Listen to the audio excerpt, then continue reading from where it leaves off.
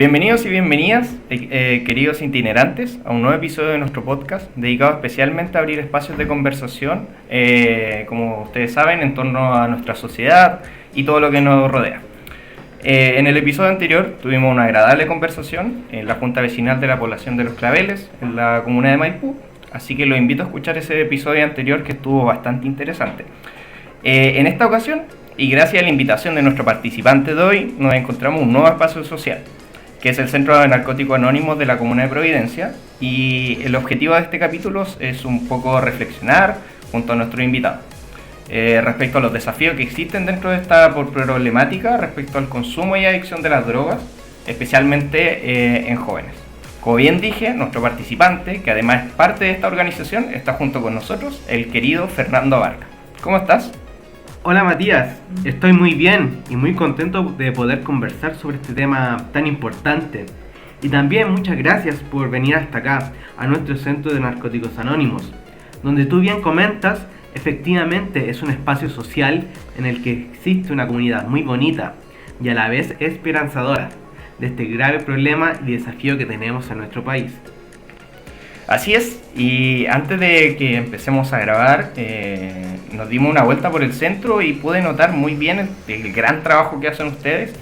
Pudimos conversar con algunas personas que se encuentran en rehabilitación, las personas que trabajan en el centro, y es muy evidente el gran esfuerzo que le dedican todas las personas que aportan para que este problema y este trabajo funcione.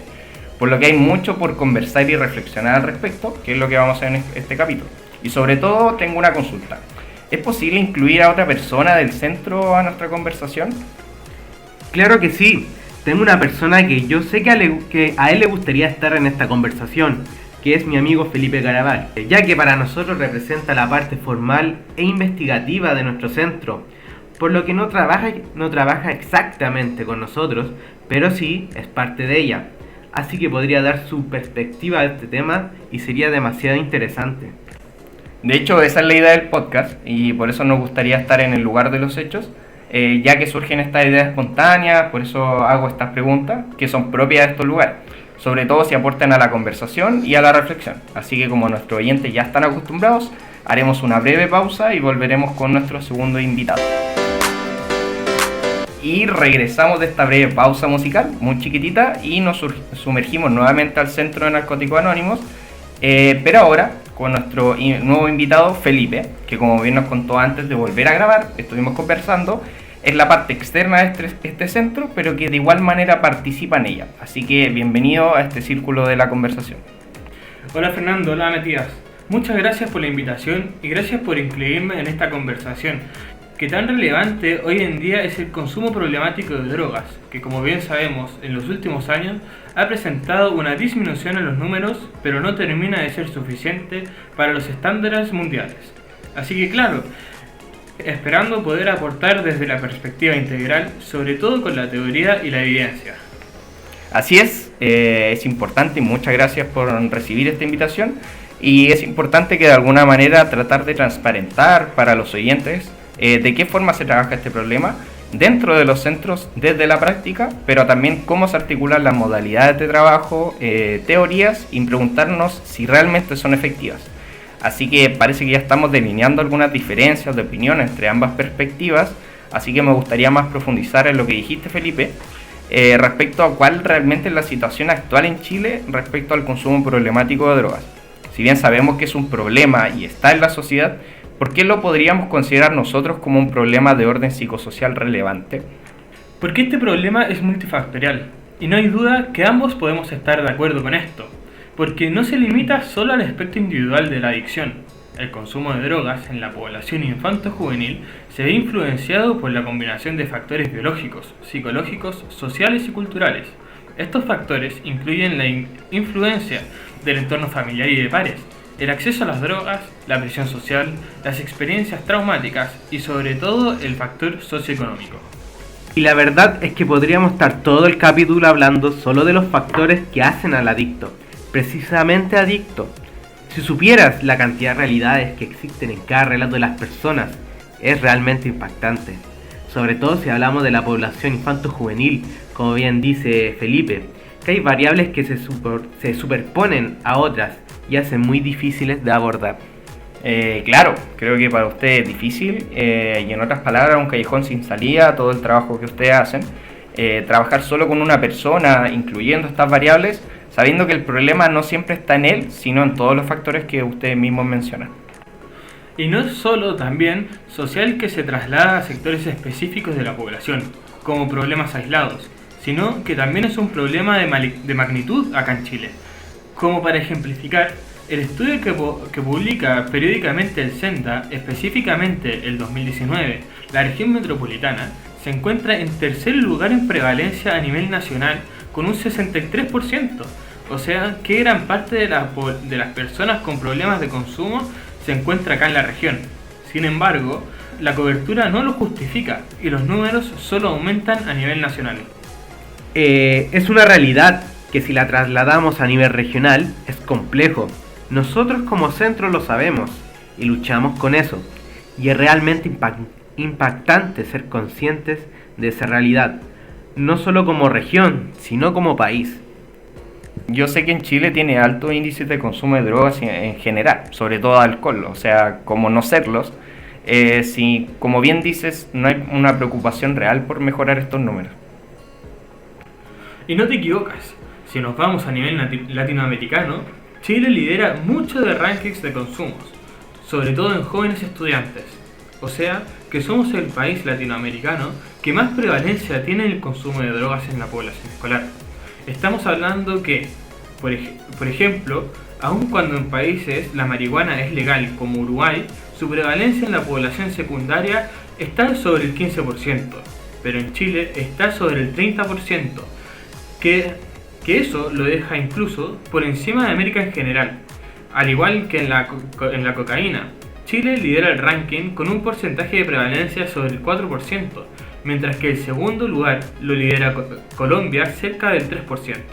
O sea, que si es un problema que está inserto en nuestro país, es considerado como un problema de salud pública, y no se ve una proyección muy positiva ni a corto ni a largo plazo. Y dentro de mi perspectiva, lo considero un error de abordaje y sobre todo de aplicación, específicamente en nuestra población. Es verdad, y coincido con Felipe, ya que nosotros en el centro tenemos metodologías específicas que trabajamos en conjunto con las personas que se rehabilitan en nuestros centros y estamos en coordinación con los demás centros, pero de igual manera escuchar esos números, la evolución y la proyección de nuestro trabajo es negativa. Pero aún teniendo estos números me surge la duda que de igual manera existe un trabajo de campo que igual ustedes lo ven como positivo. Y es verdad, nosotros estamos contentos con nuestros resultados, pero de alguna manera creo que no se le toma el peso institucional que debería. Nosotros sí, porque estamos trabajando en esto y nos esforzamos por luchar contra las barreras de una sociedad segregadora. Pero nosotros no recibimos instructivos del gobierno de la forma en que se debería hacer el trabajo. Es solo lo que los demás centros y nosotros, como Narcóticos Anónimos, hemos encontrado como correcto para abordar el problema. Entonces, entendiendo estos relatos, esto es más bien como un problema de metodologías, porque esfuerzos y programas se han realizado a nivel gubernamental, como el Plan Elige Vivir Sin Drogas.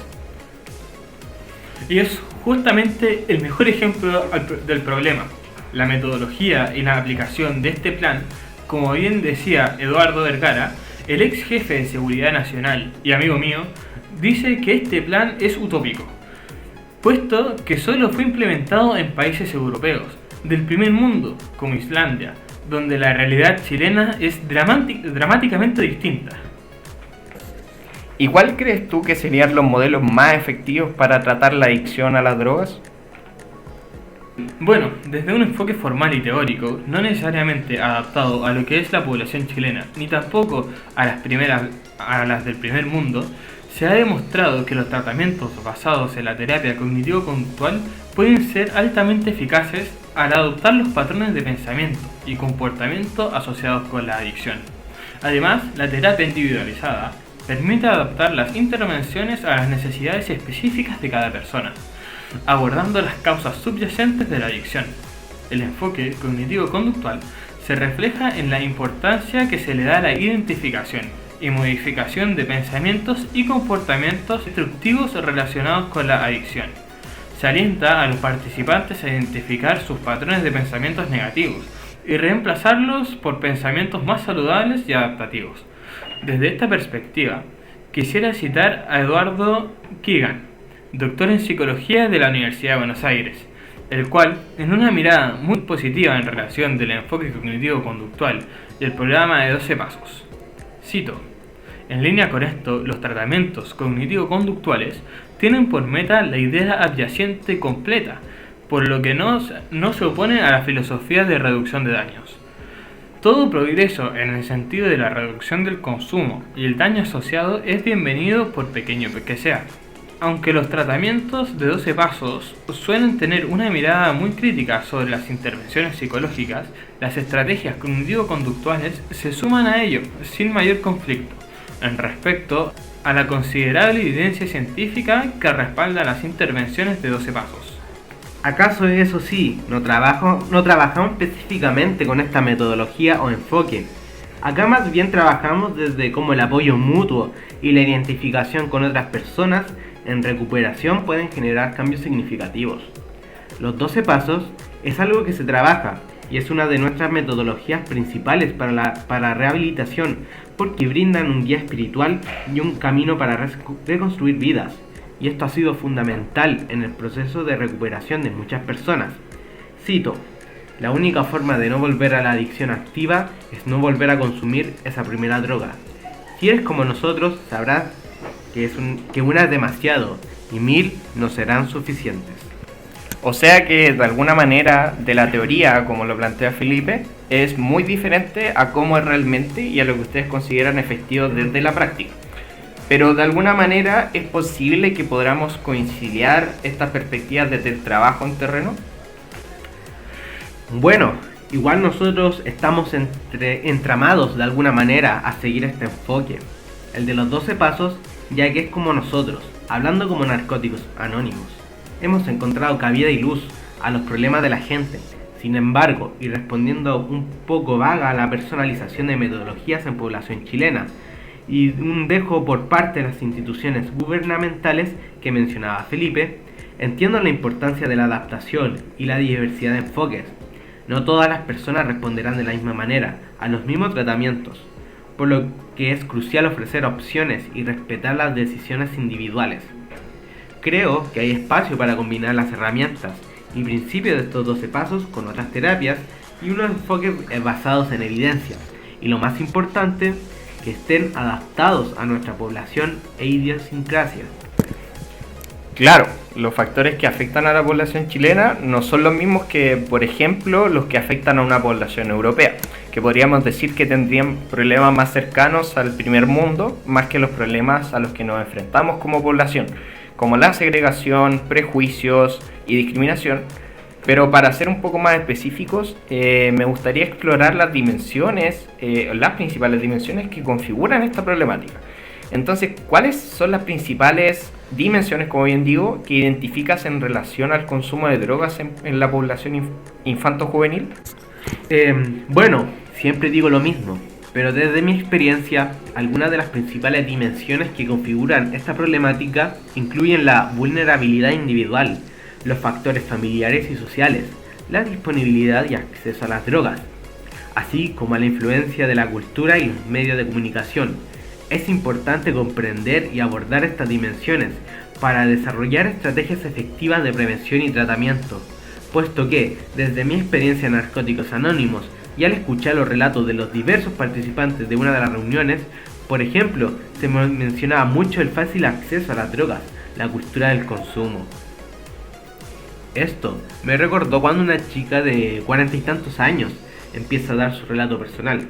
Me mencionó que ella es de una familia acomodada o que nunca le faltaron mayores necesidades, pero cuando era joven ella asistió a distintas fiestas de amigos del colegio, pero ahí le ofrecían numerosas drogas de distinto índole. Este tipo de relato me da a conocer que el estatus social y el acceso a las drogas, en el caso de esta chica, es un punto clave. Quizás Felipe pueda mencionar algo sobre eso. Mira, Justamente quisiera mencionar y relacionar lo tuyo con unos puntos importantes.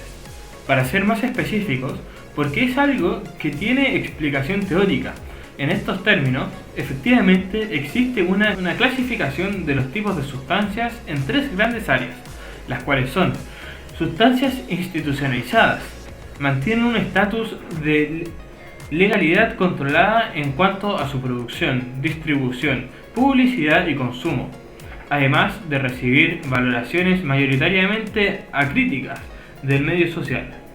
Es el caso del alcohol y del tabaco. Las sustancias no institucionalizadas mantienen un estatus de ilegalidad en los rubros señalados, además de recibir valoraciones mayoritariamente críticas del medio social.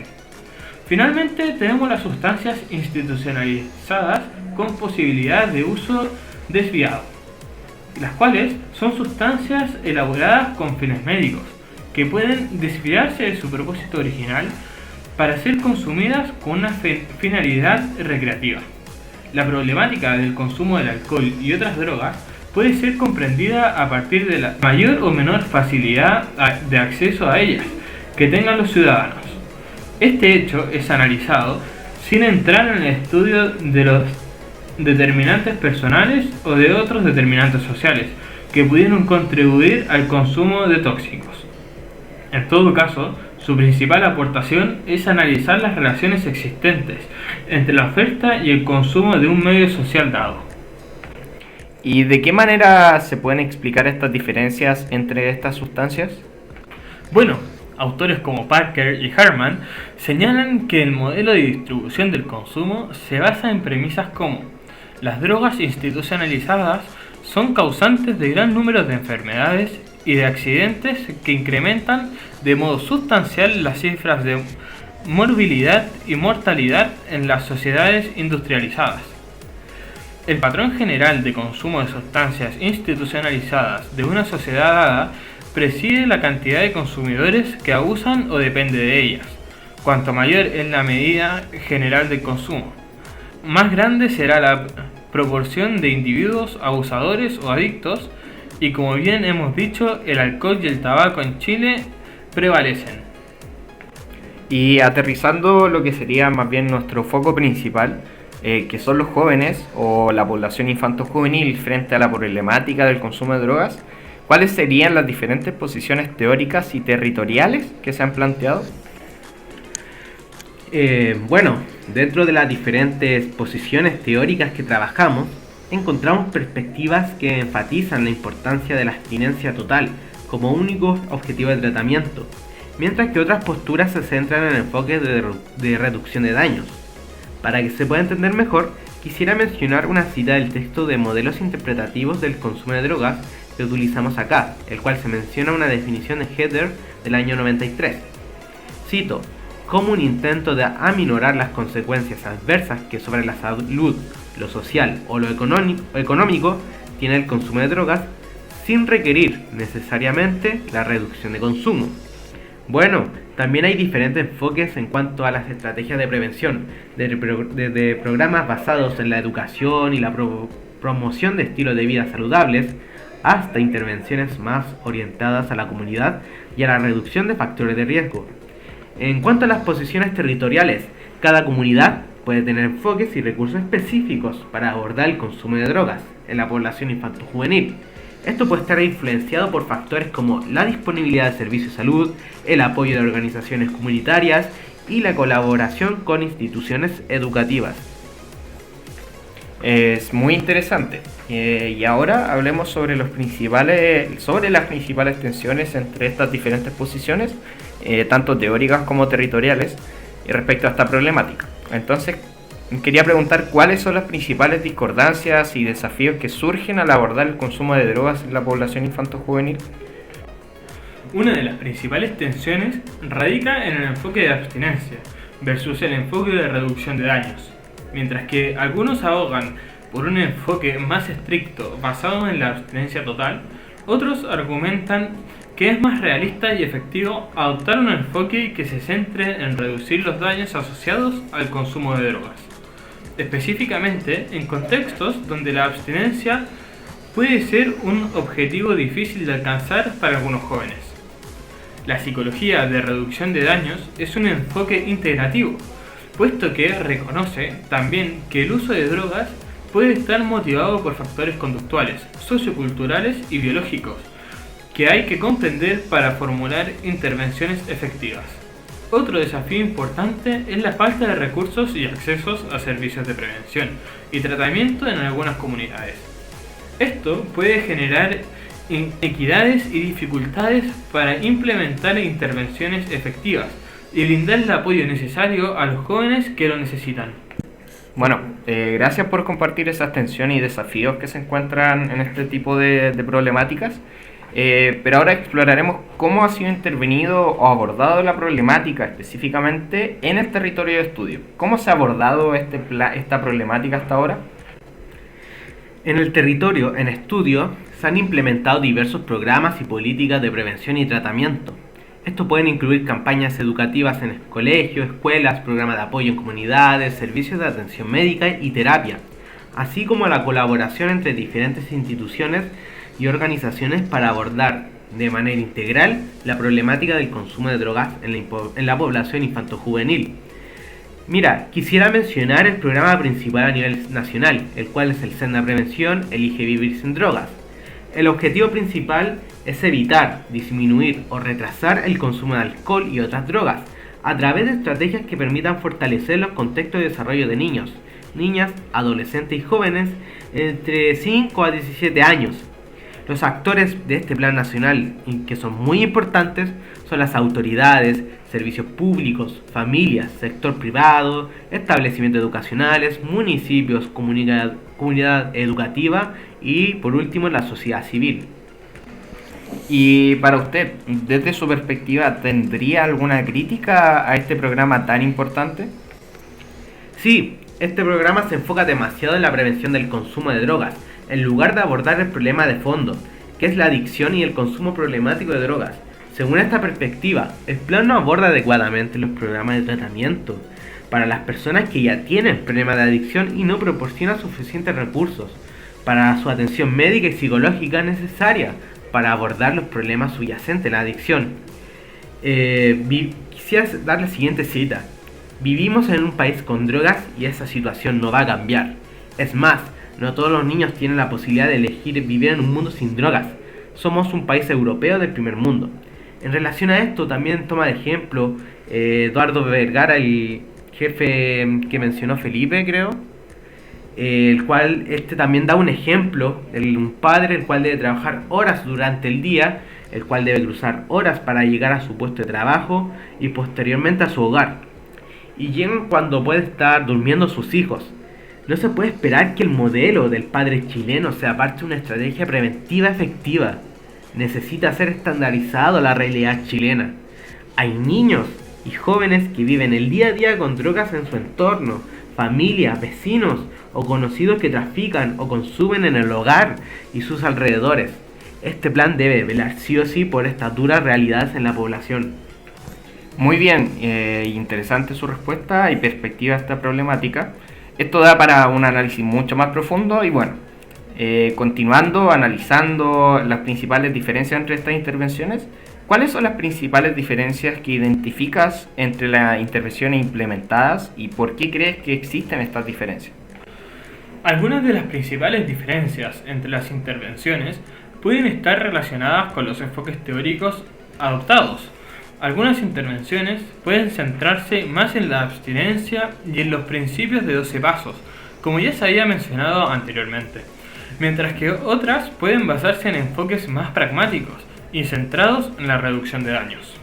Además, las diferencias pueden surgir debido a la disponibilidad de recursos, la capacitación del personal, el apoyo de la comunidad y la colaboración entre diferentes actores.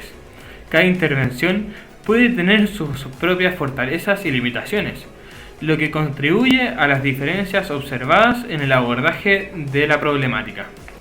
Entiendo, y me gustaría que Fernando nos dijera cuáles serían los principales obstáculos para abordar esta problemática.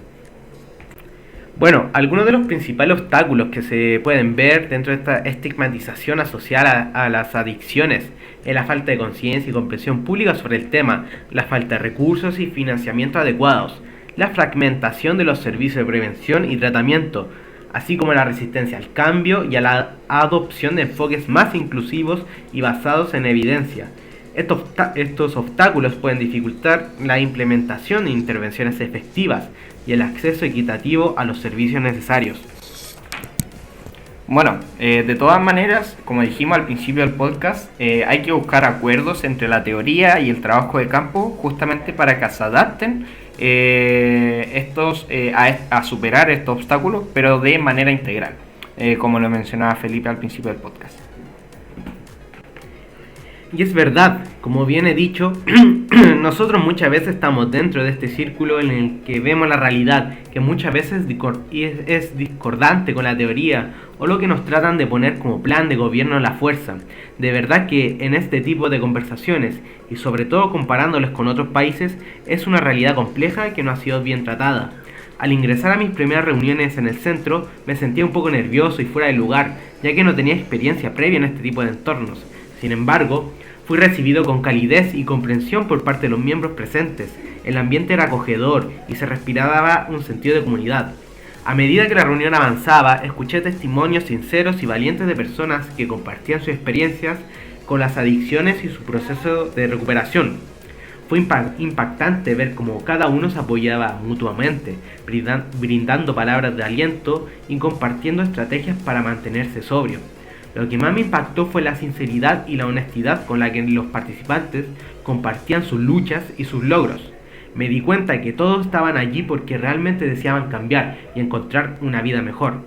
Fue inspirador ver cómo se apoyaban entre sí sin importar su pasado o sus circunstancias. Además, puedo apreciar la importancia de la empatía y la comprensión en este tipo de entornos.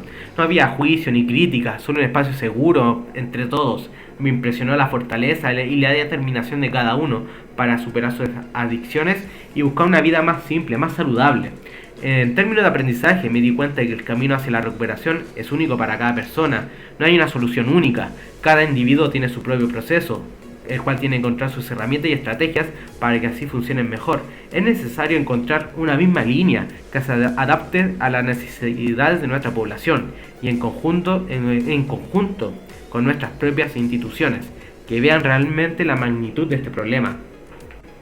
Bueno, de alguna manera es el equilibrio entre adaptar una metodología de trabajo que se adapta a las necesidades individuales de cada persona y que además respete su individualidad, sabiendo también que no existen recetas mágicas para un problema que es persistente, pero que urge un trabajo en conjunto y transversal para encontrar esta ansiada forma de hacer las cosas y, cómo no, mejorar este panorama nacional más que empeorarlo o estancarlo.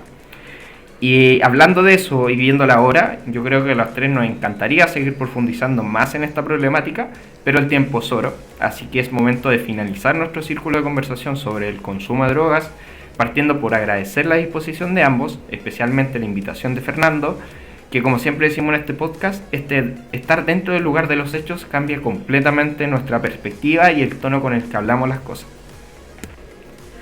Sí, y de verdad, quiero agradecerles por esta oportunidad de compartir esta realidad. Espero que este círculo de conversación entre los tres haya generado una conciencia a todos los oyentes de este podcast y también promoviendo el diálogo constructivo sobre las adicciones y la realidad que nos rodea, porque es algo que existe y es necesario de hablar.